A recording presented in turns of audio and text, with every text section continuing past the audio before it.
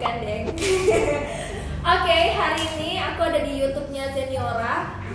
Nama programnya adalah Sharing Session gitu deh. Dan hari ini aku sebenarnya deg-degan sih, karena sebelahku ini adalah orang ganteng guys, cowok ganteng dan dokter. Kita panggil dulu.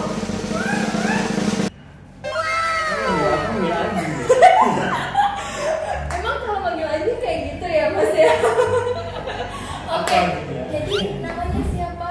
Rizal. Udah kenal kok sebenarnya. Biar bisa salaman aja. Oke, jadi Mas Rizal. Jadi teman-teman Zeniora, kemarin beberapa hari yang lalu di Instagramnya Zeniora udah di-share untuk open Q&A tentang Fakultas Kedokteran UNER. Jadi Mas Rizal ini kalau boleh tahu tinggalnya di mana sekarang? Di Surabaya. Oh di Surabaya, sama dong. Iya. Kita serumah.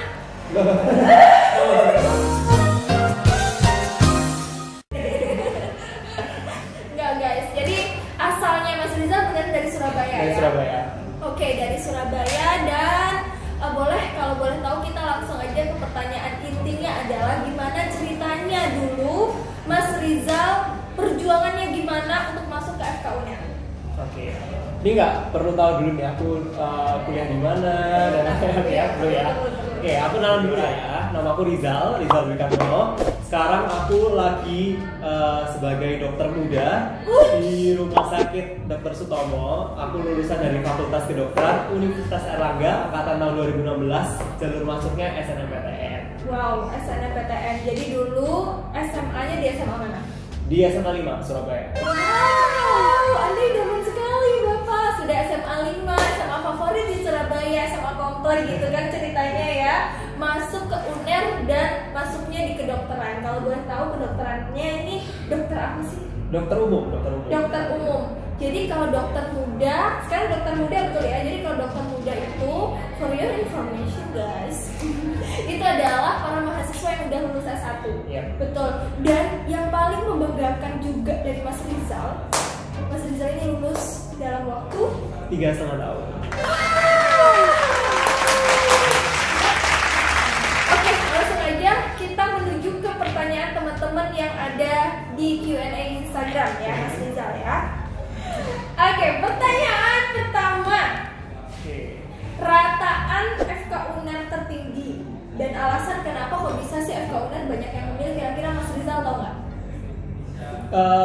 Karena dia FK UNER ini salah satu fakultas kedokteran yang terbaik di Indonesia dan paling salah satu yang tertua juga di Indonesia, berdiri tahun 1913. Luar biasa. Salah satu yang tertua dan paling lengkap lah istilahnya. Untuk kalau pertanyaan tentang rataan FK UNER tertinggi itu gimana? Ini rataan apa nih? Rataan kalau nilai UTBK terakhir ya, yang aku lihat itu mereka memang ada jenjangnya, yang paling rendah sekitar 700-an nilainya. Paling rendah sekitar 700 untuk UTBK yang masuk ke FK UNER gitu ya. Wow. Untuk yang tertingginya aku sempat lihat di internet juga itu sekitar 808 untuk UNER.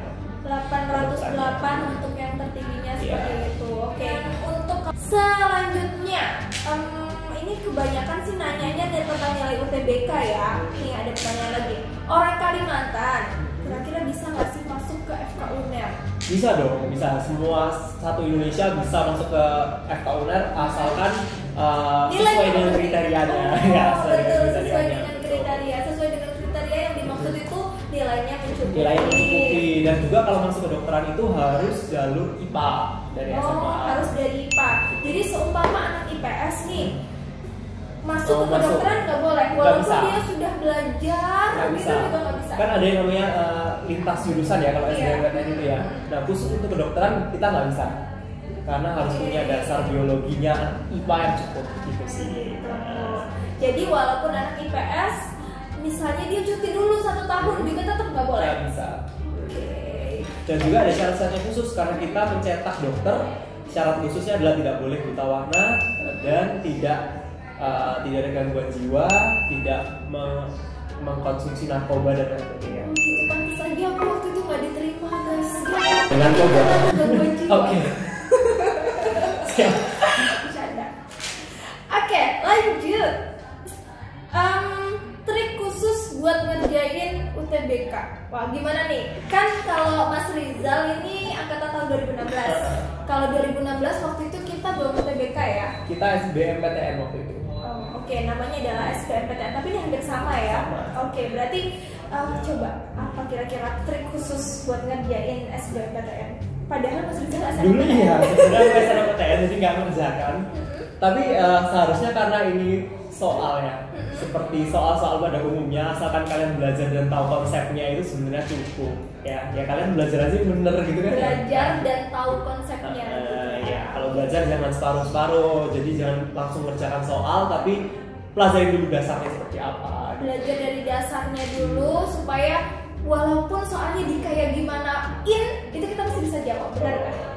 Jangan sering bolos ya SMA. Kamu sering bolos nggak SMA? Sering dong, tapi cuma paling ke kantin. Okay. Selanjutnya kita pertanyaan ini, di FK UNER perlu tes TOEFL nggak? Nanti kalau misalnya di UNER ketika kita masuk memang sudah disediakan layanan untuk semacam TOEFL gitu, namanya LPT, itu di bawahnya TOEFL sih. Itu ada syarat khususnya. Kalau misalnya untuk masuk memang nggak perlu, tapi untuk syarat kita keluar ada standar minimalnya untuk keluar. Oke, jadi standar TOEFL untuk skripsi atau untuk keluar lulus, dari UNER untuk lulus itu ada. Tapi untuk masuknya itu cukup lulus di SBMPTN atau SNMPTN aja. Atau mandiri. Betul. Selanjutnya ya Mas ya, ngaruh banget nggak sih sebenarnya alumni ke adik-adik untuk masuk ke FK UNER? Menurutku sih perlu ya, pengaruh dan perlu sekali karena di samping isunya katanya track alumni ini berpengaruh untuk penerimaan seberapa banyak penerimaan mahasiswa barunya. Alumni ini juga sebagai orang-orang yang mungkin bisa memberikan motivasi dan gambaran tentang perkuliahan itu nih sama adik-adiknya. Jadi menurutku pengaruh sekali sih. Pengaruh sekali ya. Kalau kayak gini Mas Rizal, apakah sangat berpengaruh misalnya kakak tingkatnya itu nggak ada yang masuk di FK UNER, terus ada adik tingkatnya yang pengen masuk ke FK UNER, tapi karena nggak ada kakak tingkatnya yang ada di situ tuh dia nggak bisa diterima, kayak gitu memang pengaruh. Jadi sampai saat ini belum, kalau SNMPTN ini nggak ada informasi khusus kalau mau keterima harus apa aja persyaratannya, nggak ada. Isunya aja ada jejak alumni. Tapi teman-teman aku juga banyak yang nggak ada alumninya di sini tapi bisa masuk. Jadi buat kalian yang mungkin nggak ada kakak kelasnya di sini, nggak usah takut, nggak usah berkecil hati, coba dulu aja. Setelah lulus SBMPTN FK UNER, apa ada tes lagi? Nggak ada sih. Kalau tes kesehatan semacam buta warna tadi? Oh iya, jadi karena memang ada persyaratan khususnya yaitu tidak boleh buta warna. Jadi ketika masuk, kayaknya untuk semua mahasiswa yang masuk ke UNER memang ada tesnya. Tapi untuk fakultas kedokteran sendiri, begitu mereka ada terindikasi buta warna, mereka langsung dicoret dari penerimaannya. Gitu ya. Oke. Jadi seperti itu guys. Mungkin sebaiknya sebelum kalian memilih jurusan dan apalagi kedokteran, pastikan dulu kalian bisa tes buta warna di klinik terdekat. Selanjutnya, sistem UKT di sana bagaimana dan apakah banyak? Banyak apa nih? Banyak. Mahal kan ya? Oke. UKT yang UNER itu disesuaikan dengan gaji orang tua. Jadi walaupun kedokteran juga tetap disesuaikan. Ada range-nya dari 500 sampai yang setahu aku yang paling tinggi sekitar 22 juta. 500.000 ada? 500.000. Ternyata begitu guys. Jadi nggak usah khawatir tentang biaya ya, karena semua itu bakal disesuaikan dengan gaji orang tua. Bukan orang tua saya. Motivasi belajar apakah dulu? Sebelum masuk atau sebelum masuk nih? Sebelum dan sesudah ya, karena sebelum untuk masuk ke sana juga susah, ketika sudah masuk juga susah ya. Motivasi sebenarnya klasik ya, dulu kalau misalnya anak kecil siapa sih yang ditanyain nggak pengen jadi dokter ya? Betul. Bener ya. Apalagi kalau misalnya orang tua itu kalau pengen punya menantu, kalau udah menantu dokter lebih enak ya. Nah, jadi untuk mempermudah jodoh saya. Oh gitu ya. kedokteran itu salah satu motivasi gitu. Jadi SMA sudah berpikir seperti itu? Sudah gitu. Karena kebetulan ingin merit umur 22, tapi sekarang 21 belum ada jodohnya. Gimana? Barangkali saya siap bulan depan. Abis ini ya. Oh guys, ternyata mau nikah umur 22 targetnya. Ternyata nggak kesampaian. Jadi mungkin kalau bisa disimpulin gimana cara memotivasi diri kita untuk semangat belajar adalah tentukan tujuan kita. Betul. Tentukan tujuan kita, dan itu yang akan jadi motivasi yang paling besar dari diri kita untuk terus berjuang. Iya. Emang udah keluar kita. Selanjutnya, dokter banyak hafalannya kan, gimana caranya tetap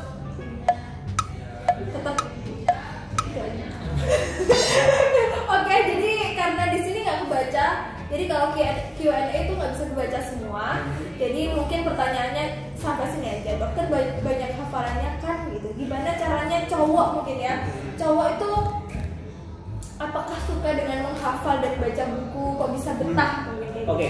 Kebanyakan pasti punya teman-teman cowok ya. Kalau teman-teman cowok tuh agak susah menghafal, bener ya. Lebih sering lebih senang kalau main dan lain sebagainya. Lebih senang praktek bener kalau cowok. Ya. Nah, sama juga seperti saya juga agak susah sebenarnya menghafal. Tapi semua itu berjalan sesuai jam terbang menurut aku ya. Iya, Kalau misalnya kita udah lama, kita akan lebih tahu gimana diri kita, gimana cara kita belajar. Misalnya aku orangnya itu tipe visual nih belajarnya. Jadi kalau lihat tulisan banyak itu nggak akan aku baca, yang aku lihat gambarnya. Nah, tapi dari tipe yang seperti aku ini ya, gimana caranya aku mensiasati untuk buku sebanyak itu bisa aku mengerti dalam sebuah gambar yang aku bisa visualisasikan. Jangan-jangan jago gambar nih. Lumayan. Luar biasa ya. Menggambarkan isi hati orang itu jago. Cut ya. Selanjutnya ya, kita lanjut. Oke, ini sifat atau kebiasaan yang harus dimiliki agar kita bisa menjadi orang yang sukses dan bisa meraih tujuan kita seperti Mas Rizal. Menurutku yang paling harus dimiliki seorang untuk sukses itu adalah pantang menyerah. Pantang menyerah. Ya. Dan berani sih. Kadang tuh ada orang sebenarnya lapangannya terbuka, dia punya banyak kesempatan, tapi buat ngambil langkah itu sendiri dia nggak berani gitu. Salah satunya gini, teman-teman pasti kepikiran kalau masuk FK ini susah dan lain sebagainya, banyak pesaingnya dan lain sebagainya. Tapi kalau kalian nggak coba, ya kalian nggak akan tahu kesempatan itu punya kalian atau bukan. Jadi selama kalian diberikan kesempatan, silahkan dicoba gitu. Masuk nggak masuk kan urusan nanti ya. Betul, yang penting kita sudah nyoba. Jadi intinya sifat yang harus dimiliki kalau kita pengen dapetin apa yang kita pengen adalah pantang menyerah dan berani. Apakah benar sekarang gaji dokter umum itu kurang? Nanti kalau aku ngomong dimarahin yang punya BPJS nih. Gimana ya? Boleh nggak apa-apa, bocorin aja sedikit untuk Zenia. Yang penting kan bukan gajinya ya, yang penting gimana kita bisa mengamalkan ilmu kita untuk membantu orang. Aduh. Ya, kalau bilang gaji ya pokoknya cukup buat makan lah ya, dan membina rumah tangga cukup. Sebenarnya itu kan tujuan kita berada di dunia ini. Selain mendapatkan uang adalah menjadi bermanfaat untuk orang lain, itu yang paling penting. Gitu guys, jadi jangan pikirkan gajinya. Setelah menyelesaikan pendidikan, ada plan apa ini setelah ini kira-kira? Ini pertanyaan benar. Sebenarnya kalau di kedokteran itu sekolahnya lama. Jadi setelah kita 3,5 tahun yang tadi saya lulus sarjana, jadi gelarnya sarjana kedokteran, kita harus 2 tahun lagi buat menyelesaikan pendidikan profesi kita sebagai dokter muda. Nah, setelah 2 tahun ini masih ada 1,5 tahun, 1 sampai 1,5 tahun pengabdian di daerah gitu. Jadi masih lama, sekitar 6,5 tahun kita harus berjuang dulu untuk kita bisa praktek. Kita berjuang. Kita, saya dan teman-teman, bukan kita berdua. Jadi setelah ini rencananya berarti masih melanjutkan melanjutkan pendidikan kedokterannya sembari menunggu jodohnya datang mungkin nanti Betul. di umur 22 tahun. Supaya waktu praktek di daerah ada temennya ya. Iya. Saya 22 tahunnya minggu depan. Gimana dong? Oh gitu, jadi udah mau ulang tahun. Mungkin Anda jodohnya. Terima kasih Siapa Zeniora. tahu setelah pertemuan ini akan terjadi benih-benih. Oke. Aku malu sendiri loh guys, deg-degan ini sebenarnya. Suka dukanya jadi mahasiswa kedokteran. Lebih banyak dukanya sih kalau menurutku ya, karena capek ya, yang namanya capek. Tapi kalau misalnya kita bisa ngambil sisi positifnya nih dari kuliah kedokteran, nggak cuma kuliah kedokteran ya, dari semua jurusan, pasti kita bisa nikmatin ya. Kalau dari sukanya dulu, kita harus positif ya, sukanya dulu. Sukanya kita bisa lebih mengenal diri kita sendiri. Ya, karena ilmu kedokteran adalah ilmu yang mempelajari tubuh kita sendiri, ya kan? Kita kalau misalnya badan kita sakit, kita paling nggak tahu lah manfaatnya itu sendiri buat tubuh kita. Mudah dapat jodoh juga isunya, nah itu salah satunya juga. Sama sukanya apa ya? Pengalaman baru, yang pasti banyak pengalaman baru. Kalau dukanya mungkin waktu kita lebih banyak terpotong buat kita belajar, itu aja sih. Oke, seperti itu ya. Jadi seperti itu guys, suka dukanya menjadi mahasiswa kedokteran. Iya kan ya. Lanjut ya. Oke, aku lupa nih, belum nanya. Aku pengen tahu ceritanya dulu. Akhirnya Mas Rizal itu bisa keterima masuk di SNMPTN. Apakah udah pengen menargetkan untuk masuk SNMPTN dari kelas 1 SMA atau udah dari 2 SMA atau gimana? Dan sejak kapan Mas Rizal ini benar-benar membulatkan tekadnya untuk kuliah di kedokteran? Oke, kalau pengen masuk SNMPTN itu ya pasti dari SMA awal ya, karena siapa sih yang nggak mau ya kan? Betul. Suatu jalur yang paling menurutku Golden paling, ticket ya gitu benar, ya. golden ticket dan tapi memang perjuangannya cukup lama ya dibanding teman-teman yang SBMPTN. Kita harus mempersiapkan nilai yang bagus dan meningkat dari SMA kelas 1 ya. Menjaga nilai dari satu Ya itu jadi kalau kepingin masuk SNMPTN ya dari dulu. Tapi bukan, kalau saya dulu sih memang nggak pingin langsung ke kedokteran. Dulu saya pinginnya masuknya malah geografi. Oh, Jadi pengen lintas jurusan. Iya. Oke, pengen geografi.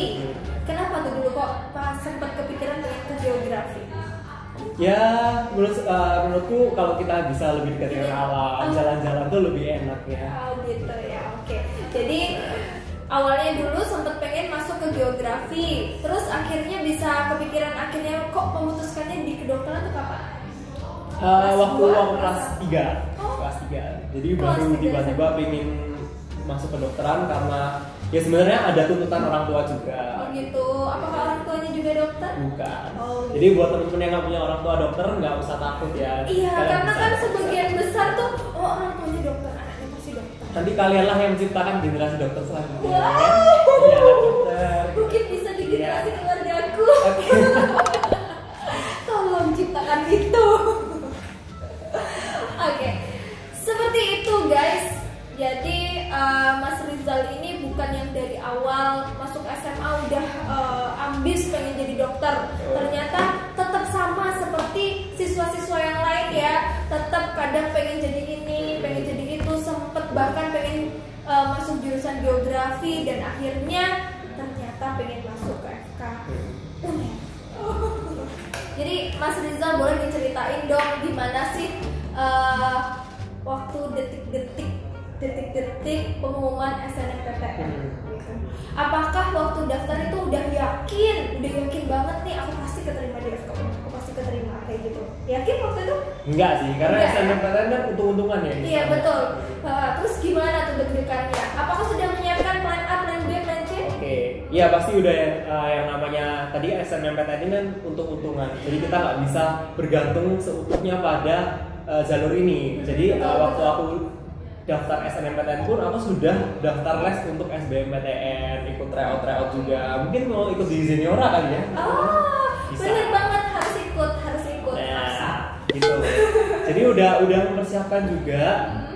Bahkan waktu pengumuman SNMPTN itu aku posisinya lagi tryout gitu, jadi nggak tahu sama sekali. Tiba-tiba temanku ada yang ngomong udah keterima, jadi aku nggak selesai tryoutnya keluar gitu. Astaga, ya ampun. Terus perasaan kamu gimana, kayak seneng banget gitu kan?